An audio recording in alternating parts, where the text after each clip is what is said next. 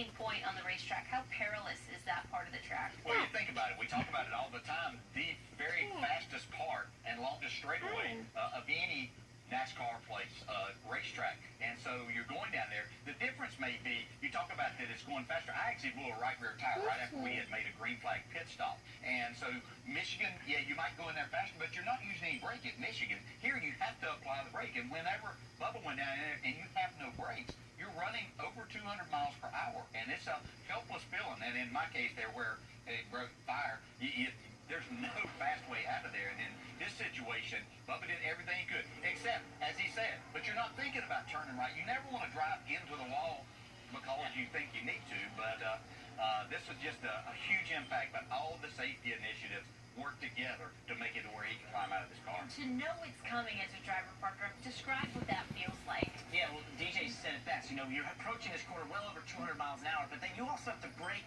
and downshift. That's how slow you're going through the center of it. So the delta between the speed you approach and the speed you actually go through the corner is massive.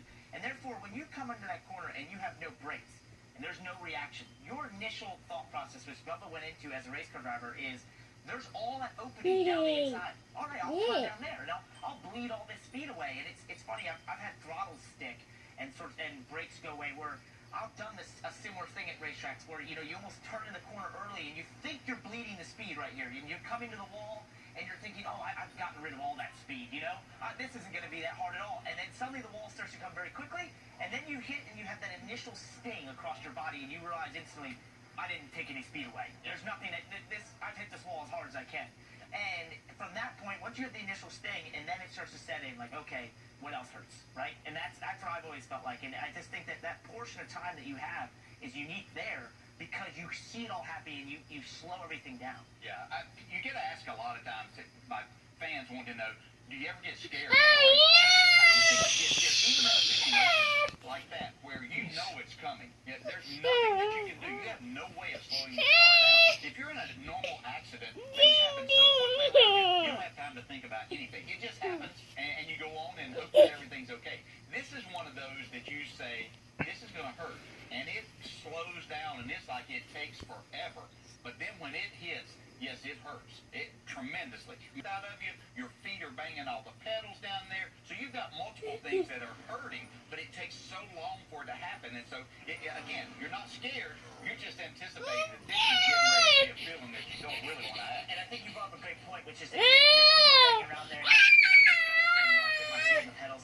That's the other thing. You almost brace for it, and there's nothing you can do to stop your body from moving as much as it has that impact, and it's so sudden. So that's when you're trying to get your feet away from the pedals. Sometimes I have on the belts almost and wrecks like that. And it's just all those little things all that time, like you said, but think about it. That's the terrifying part. And you're not scared. It's just that you're bracing for it. Yeah, and the Hodge device is one of the things that helps those situations right there because it limits just how much your neck can stretch in those situations. And that's what creates a situation where Bubba Wallace can get out of there and talk about it immediately after. And you're leading us to what always comes up when something like this happens, which is the evolution of safety in the sport. Where are we now? Where can the sport go from here? NASCAR Senior Vice President of Competition Scott Miller addressed this topic on Sirius XM earlier this morning. First and foremost, it was obviously a very big hit. Waiting for that window net to come down, and thank goodness. I mean, he was fine, a little shaken, but really, got released from the infield care center like pretty quickly. So all of the initiatives that have been put in place over the years with safety of the cars, the seats, the safer barriers, and all the things are, really, really paying dividends in situations like that. You know, Scott and everybody else was holding their collective breath, waiting for that window netting to come down. But from everything that you guys have described, now we have a little bit of insight into why it may have taken so long. You have to assess your body after such an impact like that. And while he was inside doing that, everybody on the outside was wondering if he was okay, and we're glad that he is.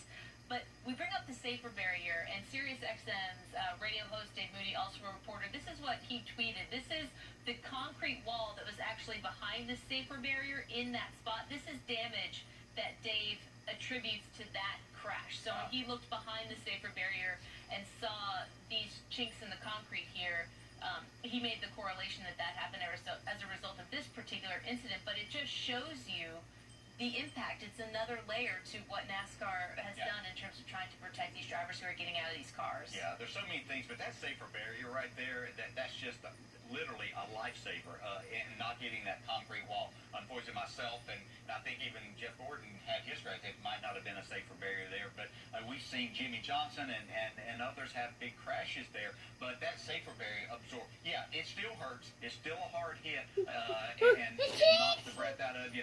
But that has done more to help drivers be able to walk away from those type situations than anything else that's been done. And in talking to drivers from past generations like yourself that have hit more concrete walls than I have, I'm very thankful for those safer barriers, and I think you said best at that. It's probably one of the best innovations we've seen. But just to go back to what you said, where Bubba said, I wasn't worried about putting the net down. That's exactly what was happening. He was assessing his body, assessing himself. Okay, where do I hurt? My hands hurt. Did I hold the wheel too long? Did my feet hit anything? And that's just what you go through as a checklist as a driver. You're not thinking like, oh, I got to put this net down because everyone's worried. You're just thinking about yourself that time. But I think he did. He obviously then realized, oh, I got to put this down, and all was well. Yeah, we're glad he's okay. We're glad he doesn't have twins. We're glad.